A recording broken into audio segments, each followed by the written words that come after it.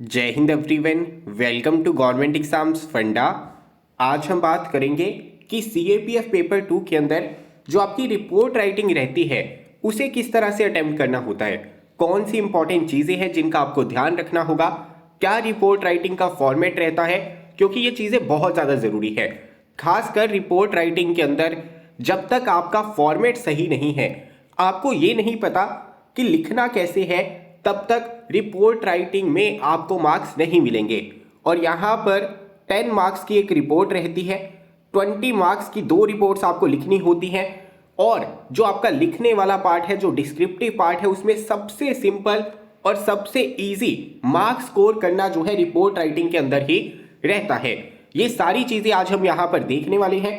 इससे पहली वाली वीडियो के अंदर हमने डिस्कस किया था कि सीएपीएफ पेपर 2 में एस्से को किस तरह से अप्रोच करना होता है। तो अगर आप लोगों ने अभी तक चैनल को सब्सक्राइब नहीं किया है, इस वीडियो को नहीं देखा है, तो इसे भी देख लेना। यहाँ पर जो टॉपर की कॉपीज है, जिन्होंने पहले सीएपीएफ का एग्जाम क्लियर किया हुआ है, उनकी मदद से हम यहाँ पर समझेंगे।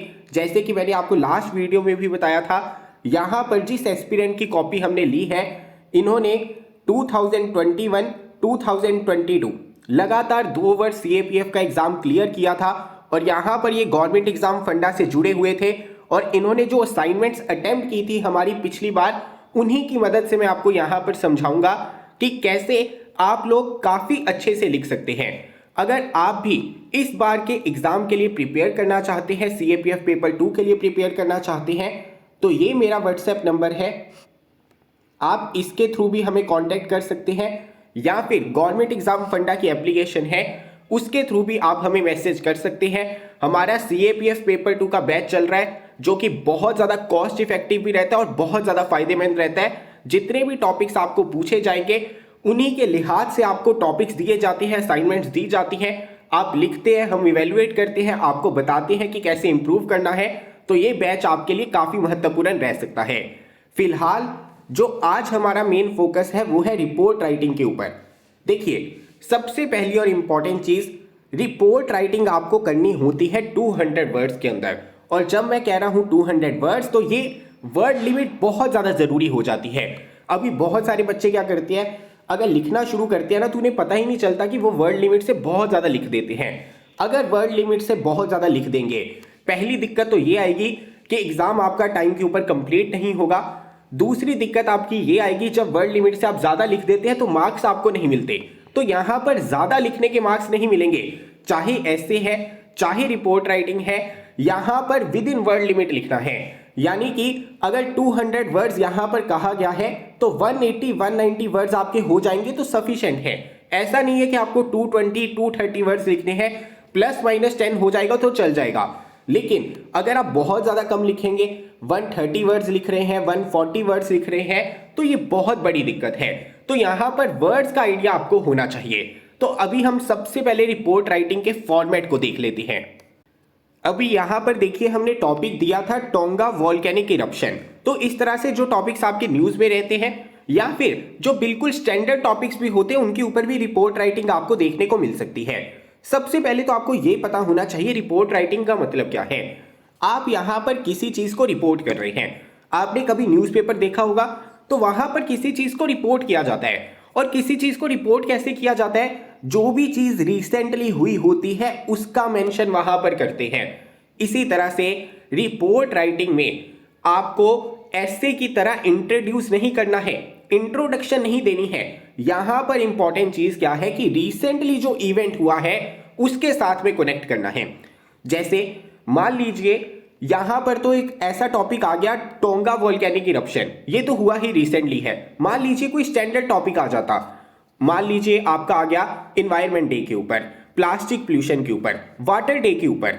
तो अभी आप क्या करेंगे, सीधा पानी के ऊपर लिखना नहीं शुरू कर देंगे। आप कहेंगे कि यार वाटर डे इस दिन होता है, आप कहेंगे कि यार वर्ल्ड इन्वायरमेंट डे इस दिन होता है, इसका थीम ये था। तो इस तरह से जो करंट अफेयर्स में आपने चीजें पढ़ी होंगी ना, जो बहुत नॉर्मल बेसिक चीजें पढ़ी होंगी, बस उन्हें ध्यान में रखना है। चाहे कोई स्टैंडर्ड टॉपिक भी आ जाता है, तो भी हमेशा रिपोर्ट राइटिंग की शुरुआत कहां से करनी है, इसी तरह से कि रिसेंटली ये चीज हुई। तो यहां पर पता चलना चाहिए कि रिसेंटली कोई हैपनिंग हुई है, उसे आप रिपोर्ट कर रहे हैं। जब आप किसी इंसिडेंट को रिपोर्ट करते हैं ना, तो वहां पर आपके अपने व्यूज की गुंजाइश नहीं होती है। जब हम ऐसे लिखते हैं तो वहां पर आपको अपना पॉइंट ऑफ व्यू दर्शाना होता है, लेकिन जब किसी चीज को आप रिपोर्ट कर रहे हैं वहां पर पर्सनल पॉइंट ऑफ व्यू आपको नहीं दर्शाना है। ये बहुत मेन डिफरेंस है। जब आप लिख रहे हैं ऐसे को, वहां पर पॉजिटिव साइड भी दिखानी है, नेगेटिव भी दिखानी है, बैलेंस भी करना है, सॉल्यूशन भी बतानी है, चैलेंजेस भी लिखने हैं, लेकिन यहां पर सिर्फ और सिर्फ एक इंसिडेंट रिपोर्ट करना है। और इंसिडेंट रिपोर्ट करते हुए आप ये सारी चीजें बता सकते हैं कि गवर्नमेंट क्या कर रही है, ये सारी चीजें बता सकते हैं, लेकिन कोशिश करनी है कि रिपोर्ट राइटिंग में इस तरह की चीजें नहीं लिखनी कि लोगों को क्या करना चाहिए, आपको क्या करना चाहिए, या आप क्या सोच रहे हैं। तो पर्सनल पॉइंट ऑफ व्यू की यहां पर इंपॉर्टेंस नहीं होती। इसके अलावा अगर मैं रिपोर्ट राइटिंग की बात करूं तो यहां पर सेंटर में टाइटल लिखना रहता है। इसे आप अपने वर्ड्स में क्रिएटिविटी दिखाकर लिख सकते हैं। जरूरी नहीं है कि अगर यहां पर सिर्फ लिखा है टोंगा वोल्केनिक इरप्शन तो आपको भी यहां पर यही लिखना है। आप अपने वर्ड में लिख सकते हैं, जैसे कुछ भी लिख सकते हैं कि यार highest volcano erupted, largest volcano erupted, या कोई भी इस तरह की हेडिंग देख सकते हैं। तो टाइटल आप अपने अकॉर्डिंग दे सकते हैं। दूसरी चीज, बहुत सारे लोग क्या करते हैं, यहां पर किसी ना किसी न्यूज़पेपर का मेंशन करना शुरू कर देते हैं, तो ये सारी चीजें नहीं करनी है। दो चीजें यहां पर जो सबसे ज्यादा इंपॉर्टेंट है, लेफ्ट साइड के ऊपर एक आपको डेट लिखनी रहती है और एक आपको प्लेस मेंशन करनी होती है। अभी बहुत सारे बच्चे क्या करेंगे, जब रिपोर्ट राइटिंग लिख लेंगे ना, तो लास्ट में बहुत सारे सोर्सेज लिखना शुरू कर देते हैं, PIB, दी हिंदू, ये सारी चीजें आपको रिपोर्ट राइटिंग में नहीं करनी है। सिंपल सा फॉर्मेट आपको यहां पर रखना है। क्या आपके पास में टॉपिक आएगा, उसके बाद में टाइटल लिखना है, और टाइटल हमेशा सेंटर में लिखना है। बहुत सारे बच्चे गलती करते हैं कि लेफ्ट साइड के ऊपर लिख देते हैं, ऐसा नहीं करना है। टाइटल आप एज इट इज लिख सकते हैं, लेकिन बेटर रहता है अगर कोई क्रिएटिव टाइटल आप लिखेंगे तो सीधा उसके ऊपर ध्यान जाता है। जैसे न्यूज़पेपर के अंदर एक हेडिंग अगर आकर्षक होती है तो आप उसे पढ़ने में मजबूर हो जाते हैं, वही चीज आपको यहां पर करनी है, अपनी क्रिएटिविटी दिखानी है टाइटल के अंदर। दूसरी चीज, यहां पर ये दो चीजें सबसे ज्यादा इंपॉर्टेंट है जिन्हें आप मिस नहीं कर सकते हैं, एक आपकी डेट और एक आपकी प्लेस। थर्ड चीज, जब भी आप रिपोर्ट राइटिंग की शुरुआत करें तो कोशिश करनी है कि पहली दो लाइंस के अंदर इस तरह का वर्ड आपको यूज करना ही करना है कि रिसेंटली ये चीज हुई है, रिसेंटली ये चीज हुई है, इसी वजह से मैं रिपोर्ट कर रहा हूं। चाहे प्लास्टिक पोल्यूशन आ जाता है तो आप कहिए कि यार रिसेंटली वर्ल्ड एनवायरनमेंट डे निकला था, जिसकी वजह से प्लास्टिक पोल्यूशन की बात हुई, थीम लिखिए, इस तरह से चीजें कनेक्ट कीजिए। लेकिन यहां पर ये चीज बहुत ज्यादा इंपॉर्टेंट हो जाती है, खासकर रिपोर्ट राइटिंग के स्टार्ट में ही। नहीं तो बहुत सारे बच्चे क्या करना शुरू कर देते हैं, यहां पर लिखना शुरू कर देंगे कि टोंगा वोल्केनो कहां पर है। तो स्टार्टिंग में ये सारी चीजें नहीं लिखनी है। स्टार्टिंग में आपको ये बताना है कि टोंगा वोल्केनो न्यूज में क्यों था। अगर इसी तरह से कोई जर्नलाइज टॉपिक आ जाता है तो वो बताना है कि रिसेंटली उसकी इंपॉर्टेंस क्या थी, रिसेंटली उसकी रेलिवेंस क्या थी। तो यहां पर ऐसा सोचिए कि एक पीस ऑफ इंफॉर्मेशन है जिसे आपको कन्वे करना है, एक पीस ऑफ इंफॉर्मेशन है जिसे आपको लोगों को बताना है। जब आप किसी पीस ऑफ इंफॉर्मेशन को दूसरे लोगों को बताते हैं तो उसमें चेंजेस करने की गुंजाइश नहीं होती, उसमें खुद का तड़का लगाने की गुंजाइश नहीं होती। तो यहां पर चीजें आपको एज इट इज लिखनी है रिपोर्ट राइटिंग के अंदर। अभी यहां पर आप देखिए इन्होंने शुरुआत कैसे की, recently volcano eruption is reported in tonga island. तो यहां पर जो सबसे इंपॉर्टेंट काम था ना रिपोर्ट राइटिंग के अंदर, इन्होंने पहली ही लाइन में खत्म कर दिया। उसके बाद में आप लिख सकते हैं कि ये कहां पर सिचुएटेड है। अभी ये चीजें इंपॉर्टेंट हो जाती हैं, लेकिन इससे पहले की अगर हम बात करें, अगर आप डायरेक्टली ये लिखते कि टोंगा वोल्केनो जो है पैसिफिक ओशियन में है, तो यहां पर ये उतना ज्यादा इंपैक्टफुल नहीं होता। क्योंकि रिपोर्ट राइटिंग में मेन चीज क्या है कि आप किसी इंसिडेंट को नरेट कर रहे हैं, रिपोर्ट कर रहे हैं, कोई इंसिडेंट जो आपका रिसेंटली हुआ है, कोई पीस ऑफ इंफॉर्मेशन आपको यहां पर कन्वे करनी है। उसके बाद में आप बाकी चीजें लिखिए, लेकिन ध्यान में रखना यहां पर वर्ड्स का यूज इस तरह से करना है कि ये नहीं दिखना चाहिए कि आप अपनी बात कर रहे हैं, ये नहीं दिखना चाहिए कि आप अपनी मर्जी से कुछ लिख रहे हैं। जैसे यहां पर नेक्स्ट लाइन को पढ़ते हैं, the main point of eruption are two inhabited island of Tonga island. तो यहां पर उनके इन्होंने नाम लिखे हैं, यानी कि यहां पर भी ये क्या कर रहे हैं, एज इट इज चीजों को लिख रहे हैं, अपनी तरफ से इन्होंने कोई चीज नहीं लिखी। As per some geographical experts, the volcano is type of under sea volcano, volcano यहां पर किस तरह है उसके बारे में यहां पर इंफॉर्मेशन दी जा रही है।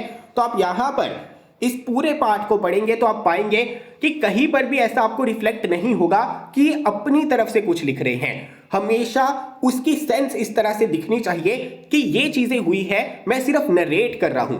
ऐसा नहीं लगना चाहिए कि आपको लग रहा है कि ये चीज ऐसी है। यहां पर तो ये टॉपिक ही इस तरह का है, लेकिन हमेशा इरप्शन से रिलेटेड टॉपिक तो नहीं आएगा ना। कई बार स्टैंडर्ड टॉपिक्स भी आएंगे, तो कहीं पर भी रिपोर्ट राइटिंग में इस तरह के वर्ड्स नहीं दिखने चाहिए कि आप लिख रहे हैं। कहीं पर भी आई हुई इस तरह के यूज वर्ड्स आपको नहीं करने हैं। इन माई ओपिनियन इस तरह की चीजें आपको नहीं लिखनी है। रिपोर्ट राइटिंग में आपके पॉइंट ऑफ व्यू की बिल्कुल भी आवश्यकता नहीं है। कोई चीज हुई है, अगर प्लास्टिक पोल्यूशन है, क्या चैलेंजेस है, क्या दिक्कत है, क्या थीम है, एज इट इज लिखनी है। गवर्नमेंट अगर कोई स्टेप ले रही है तो एज इट इज लिखना है। अपनी तरफ से चीजें आपको यहां पर ऐड नहीं करनी। दूसरी चीज, अगर रिपोर्ट राइटिंग के अंदर कोई चीज आपको इंपॉर्टेंट लगती है तो उसे इस तरह से अंडरलाइन कर दीजिए। बहुत सारे बच्चे क्या गलती करते हैं, अलग अलग स्केच पेन ले जाते हैं, अलग अलग तरह के पेन ले जाते हैं, तो ऐसी चीजें जरूरत नहीं होती। कोशिश कीजिए कि बस ग्रामेटिकल एरर आपके कम हो। कोशिश कीजिए कि आप यहां पर इस तरह से कटिंग ना करें, और जो चीजें आपको इंपॉर्टेंट लगती हैं, जो चीजें आप चाहते हैं कि एग्जामिनर अच्छे से रीड करे, उसे अंडरलाइन कर दीजिए। जब आप चीजों को अंडरलाइन कर देते हैं ना, तो जो पढ़ने वाला होता है उसके मन में एक चीज आ जाती है कि यार ये बंदा अपनी चीज को लेकर बहुत कॉन्फिडेंट है, क्योंकि इसने किसी चीज को हाईलाइट कर दिया। अगर इसने किसी चीज को हाईलाइट कर दिया है, इसका मतलब इसे उस चीज के ऊपर विश्वास है, तो आधी चीजें तो आपकी वहीं पर सही हो जाती है। लेकिन कभी भी इस तरह की ओवर कॉन्फिडेंट वाली गलती नहीं करनी है कि आपको कोई डाटा या किसी भी चीज के बारे में अच्छे से नहीं पता है, आप उसे अंडरलाइन कर रहे हैं। सिर्फ उन्हीं चीजों को अंडरलाइन करिए जो इंपॉर्टेंट है और जिनको लेकर आप यहां पर श्योर हैं। तो यहां पर देखेंगे, इन्होंने हमेशा एक्सपर्ट्स की बात की है, इन्होंने एज पर रिपोर्ट्स की बात की है। तो हमेशा रिपोर्ट को इसी तरह से लिखा जाता है, किसी और के पॉइंट ऑफ व्यू से, यानी कि किसी पीस ऑफ इंफॉर्मेशन को कन्वे करना है। कहीं पर भी सीधा नहीं लिख देना कि यार ऐसा हुआ, ऐसा हुआ, ऐसा हुआ, मुझे ऐसा लग रहा है, ये नहीं लिखना है। आपको टाइम टाइम पर ये चीजें ऐड करनी है कि यार एक्सपर्ट्स का ये कहना है, यार गवर्नमेंट का ये कहना है, या रिपोर्ट्स का ये कहना है, या किसी सर्वे का ये कहना है। तो इस तरह के वर्ड्स जो है आपको रिपोर्ट राइटिंग के अंदर ऐड करते ही रहना है। जैसे आप यहां पर देखिए, इन्होंने यहां पर भी एक्सपर्ट्स, एडवोकेटेड, इस तरह के ही वर्ड्स यूज किए हैं ना। तो रिपोर्ट राइटिंग में मेन चीज क्या है, पहले आपको वर्ड लिमिट का ध्यान रखना है। दूसरी चीज टाइटल का ध्यान रखना है।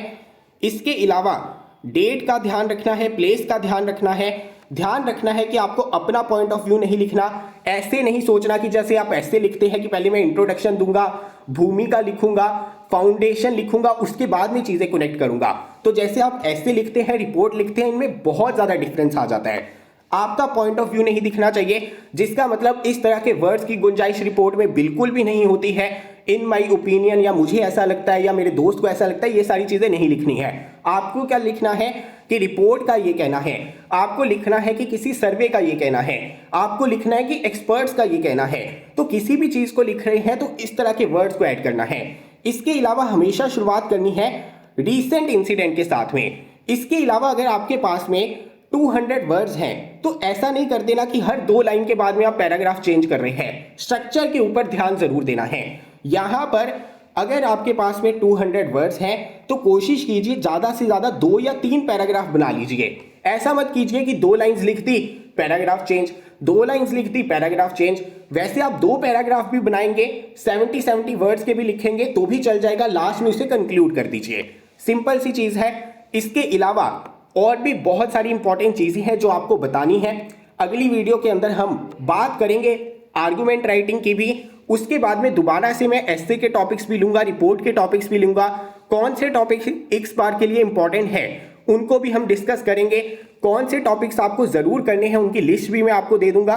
हमारे चैनल के साथ में जुड़े रहिए। इसके अलावा कहीं पर भी दिक्कत आती है सीएपीएफ एग्जाम में, सीडीएस एग्जाम में, तो हमें बताइए। मिलता हूं अगली वीडियो के साथ। जय हिंद। और अगर कहीं पर भी दिक्कत आती है आपको सीएपीएफ पेपर 2 के अंदर, तो ये हमारा व्हाट्सएप नंबर है, इसके थ्रू आप हमें कांटेक्ट कर सकते हैं।